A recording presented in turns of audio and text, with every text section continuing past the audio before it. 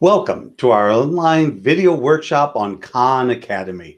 Free online courses, lesson, practice materials, and assessments in a large variety of curricular areas. You may have heard of Khan for math, and it's well known for that. That's where it started, but it has expanded. And so now Khan is available, Khan for kids, early learning, pre-K through second grade, math, pre-K through 12, reading second through ninth grade. This is one of their newest offerings, and several different, really very comprehensive high school content areas, including math, biology, chemistry, physics, several computer science, grammar, writing, several finance related area, economics, world history, art history, as well as government. So really pretty much whatever you're teaching, chances are pretty good there are some online resources available to you through Khan Academy. If we take a look at Khan, the easiest way to get there, just in your web browser, type Khan Academy. That'll bring it up, and you'll see a listing of courses. They currently have over 50 different courses available. But I really think probably one of the best things we can do here is just let's take a look at one of the lessons presented by Khan. Khan himself still narrates almost all of these lessons. This particular one is from third grade math, and very, very typical on how all the lessons, all in the content areas, take a look like. On the left-hand side, you can probably just barely see it, not quite read it, are the different pieces to this lesson. There's going to be introduction to multiplication, equal groups, practice with equal groups, multiplication of equal groups, and then we move into a quiz. So with that, I'm going to share my screen with you here in just a moment, and we're just going to spend about 30 seconds or so actually listening to Khan Academy.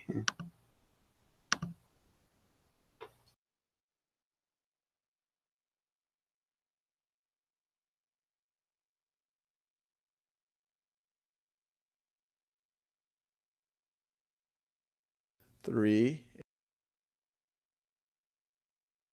acorns. And so the total amount would be 5. We could view this as 5 threes. Now, 5 threes, you could view this as 5 threes added together, 3 plus 3 plus 3 plus 3 plus 3. And if you wanted to calculate this, you could skip count by 3. So this would be 3, 6, 9, 12, 15. Because we add 3, we get to 6, we add another 3, we get to 9, we add another 3, we get to 12, we add another 3, we get to 15. And so this would be a way of recognizing that you have 15 acorns. But we're starting to touch on one of the most fundamental ideas in all of mathematics. In fact, we actually are applying it, we just haven't used the word.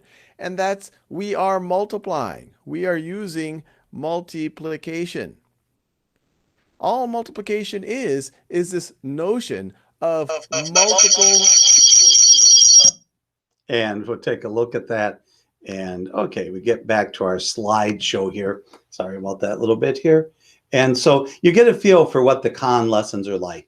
And that's pretty much it. They generally run, around 5 minutes or so, some a little bit longer. And you take a look to see what's going on within that content area, within that subject. After you're done learning by watching the video lesson, then you can move on to practice. Typical practice for this lesson is there's going to be 7 different questions that you have to answer. This one, I know it's probably hard to see, but it's like, what is 10 plus 10 plus 10 plus 10? Very similar to the 3 plus 3 plus 3 we just saw a moment ago in the video. If you have problems with any of the practice questions, there's a reteaching opportunity. You see, that's actually just watching the video that we just watched. You can click on that and watch the video again, and it also gives you some printed hints, showing you how to add up tens, or count by skipping, as Khan explained it in the video we just saw. After you're done with those practice sessions, you move on to a quiz, maybe a 5 to 10 question quiz. And if you're successful with that, the whole concept is built around a bit of gamification, an opportunity to earn points. So as you complete practice questions, you get points. If you complete a quiz, you earn points, and then you can level up and move to the next subject area, the next content area. Now, my examples here have been obviously from math, but we can take a look at reading lessons as well. And we go in and see different characters, what they might look like. You watch a video explaining, characterization, author's point of view, whatever the concept might be. You typically will read a few paragraphs. This works a lot like the Ohio Department of Education assessments, what I call read and respond. You read some information and then you answer questions based on the information you just read. And then if you go from that, then you can take the quiz and once again move on up to the next level. For you as a teacher, I think one of the best ways to get a feel for the content area, whether you're looking at reading, early learning, math, whatever content area you might be teaching, go in and take a look at the quiz. And as a teacher, very quickly, in just 5 or 10 minutes, even less, you'll get a feel as to whether the content within that lesson is going to fit with your students, is going to go along with the curriculum that you're planning. If you find something you like, there's always an opportunity at the top of your screen. There's going to be that save option that puts it into a folder for you as a teacher, or you can assign it and actually assign it to students. You can put it on the calendar to have it released or available on a particular date. In terms of signing up for Khan as a teacher, if you have a Google account, when you log into Khan, you say, yes, you're allowing it to use your Google account, and you are fully enrolled with all teacher level access to all of the resources, assessments, and so forth, results of your students' assessments. So that's kind of the nice things. There aren't any extra steps in getting signed up for a Khan Academy account. If you want to have your students taking classes or taking portions of the material from Khan, there are some different options. So you can just assign them a particular resource. You could assign them just that video that I showed you a few moments ago, or you could assign them the video and some practice questions, or you could skip and just assign them the assessment. You could assign them the quiz. You could use the quiz as a pre-test even to have a feel for how are your students going to be in this content area, and then use additional Khan resources or resources that you've created or use yourself from your own textbook. So a lot of different options in how these Khan resources can be used. One of my favorite, but this is just my opinion more than anything, I like to go through, find some videos that illustrate a concept that I'm trying to teach, and then I link to that video, and then maybe I give a couple practice questions. But a different option is actually create a class within Khan. So if I'm going to be using these resources frequently, if I'm going to be having the students do a lot of the lessons or maybe entire units within Khan, then it's probably going to work best to actually create a class separately in Khan Academy that's going to have all of the management features that Khan offers for its resources.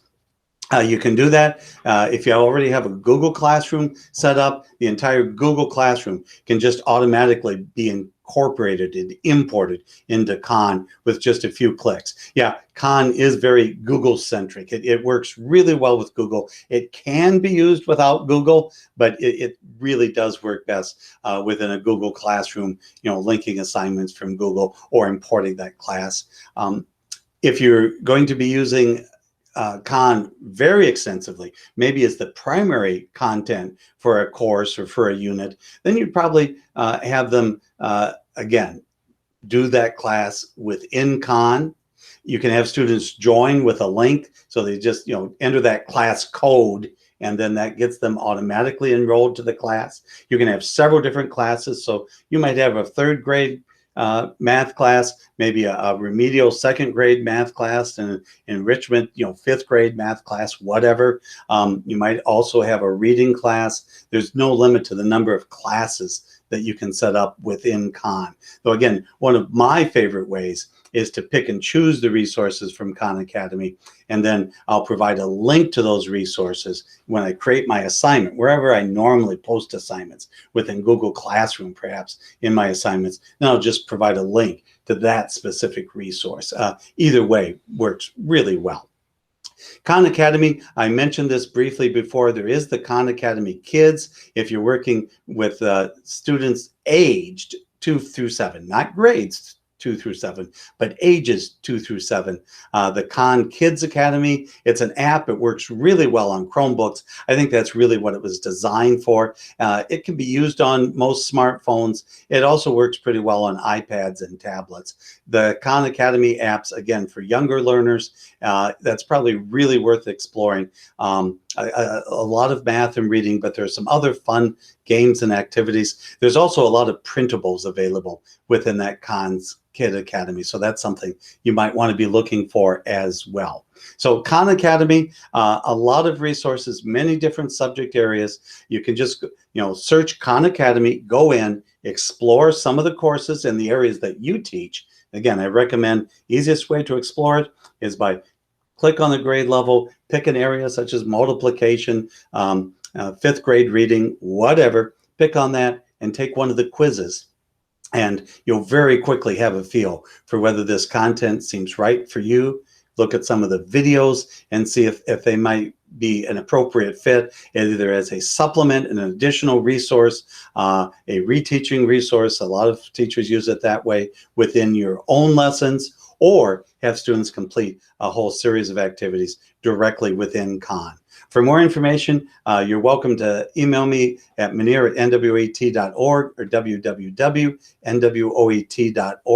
for resources and links to our NWOET YouTube channel, where this video itself is posted. Additional information, you can get a copy of these slides if you'd like to follow through them for yourself or to share with other teachers. And again, there's going to be another video in this series on Khans that focuses on that Khan Kids Academy as well. So if early learning is of interest to you, look at the NWOET YouTube channel for that Khan's Kid Academy. I thank you for watching. I welcome you calling me, emailing me, going to the website and answering your questions, and look forward to hearing from you if Khan Academy is a resource that helps fit with your teaching when you have students in the classroom as well as learning at home. Thanks again for watching. Roger Munir speaking. Look forward to seeing you next time on the NWOET YouTube channel. By the way, check there. A certificate for professional development is available. You answer a short quiz on the items covered in this, and you can get a certificate of professional development for watching today's video. Thanks. See you again soon.